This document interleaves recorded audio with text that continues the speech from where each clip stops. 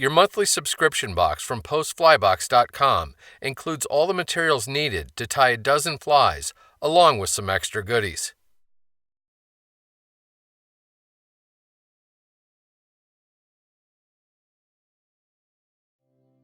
This is the Stimulated Patriot, kind of a mix of a Stimulator and Charlie Mech's Patriot fly. It's a good choice if you're looking to imitate hoppers or just want a large, floaty attractor pattern. Start by getting hold of one of the long-shanked size 8 hopper hooks and get it firmly secured in the jaws of your tying vise. Load a bobbin with the spool of fire orange unithread. Get the thread started about a quarter of the way down the hook shank from the eye and take a few wraps rearward before snipping off the tag. Natural colored deer hair is used for the wing of the fly. Snip a small clump free from the hide and strip out any fuzzy fibers or short hairs from the butt ends. You can then insert the hair tips first into a stacker and give it a real good stacking to align those tips. Use the fingers of your left hand to remove the hair from the stacker, then pass the clump to your right.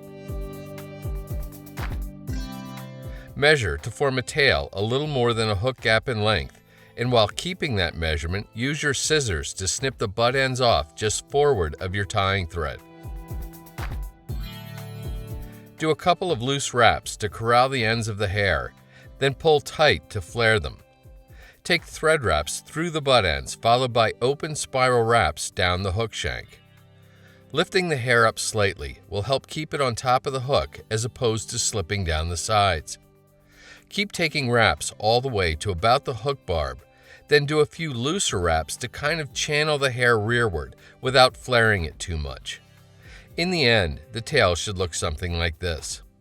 You can then relocate your tying thread forward to the initial tie-in point. Orange yarn is used for the body of the fly. Snip a 4-inch segment free, then separate the 3 strands so you're left with one. Snip an end of that strand off square to make tie-in easier. Then, place the snipped end on top of the hook shank and take wraps of tying thread to secure it. Bind it to the shank all the way to the tail, allowing thread torque to carry it to the far side of the hook as you go. A single strand of royal blue flashabou is used to rib and segment the fly. Lay one end of the material against the near side of the hook and take thread wraps to secure it. Do use fairly firm wraps as this stuff is slippery and likes to pull free. End with your tying thread at the base of the tail.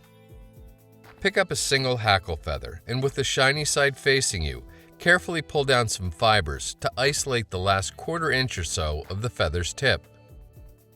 Lay the tip against the near side of the hook and take thread wraps to secure it.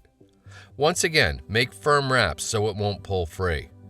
End with your tying thread at the initial tie-in point. Get hold of the orange yarn and make touching wraps with it up the hook shank to create a nice even body on the fly.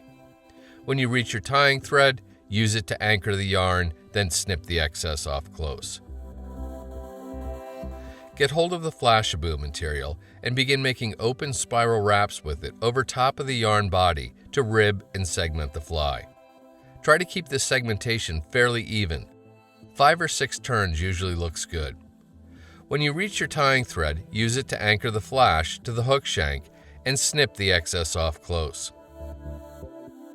Now, get hold of the hackle feather and while sweeping the fibers rearward with the fingertips of your left hand, start taking wraps with the feather so its stem lays just behind the wraps of flashabou.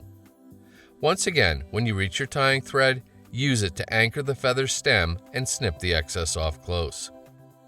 Tuck the remaining part of the feather away in a safe place for later use on the fly. While preening the hackle fibers rearward, take wraps of tying thread to cover up the butt ends and build a little ramp down to the hook shank. The same deer hair you used for the tail is also used for the wing. This time, snip a slightly larger clump free from the hide, but do the exact same thing to it. Clean out the fuzzies and short hairs, give it a real good stacking, remove the hair by the aligned tips with the fingers of your left hand, and pass the clump to your right. Measure to form a wing that extends about halfway down the tail of the fly. While keeping that measurement, re-grip the hair in the fingertips of your left hand and use your scissors to snip the butt ends off just in front of the thread. Take a loose wrap or two of tying thread, then pull down firmly, and as with the tail, bind the butts down on the hook shank. While taking wraps rearward, loosen up the thread tension a bit to once again channel the hair rearward rather than flaring it excessively.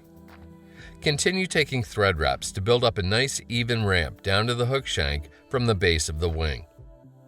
Retrieve the remaining part of the hackle feather, and with the shiny side facing you, strip off any lower really webby fibers and trim away the excess stem. Pull down a half dozen or so fibers on both sides of the stem and snip them off to form a small triangular tie-in anchor, about like this. Lay the anchor against the near side of the hook and take thread wraps to secure it. Continue taking wraps all the way back to the base of the wing, then fill in any low spots to create a uniform foundation on which to wrap the hackle. End with your thread at the back edge of the hook eye. Use hackle pliers to get hold of the feather by its remaining tip and start taking nearly touching wraps with it forward toward the hook eye. When you reach your tying thread, use it to anchor the feather, then snip the excess off close. Preen any wayward fibers rearward and take thread wraps to hold them back while building up a neat little head on the fly. You can then do a 4 or 5 turn whip finish, seat the knot well, and snip your tying thread free. Although not essential, a drop of head cement applied to the thread wraps will help to keep them from unraveling and increase the fly's durability. And that's the Stimulated Patriot.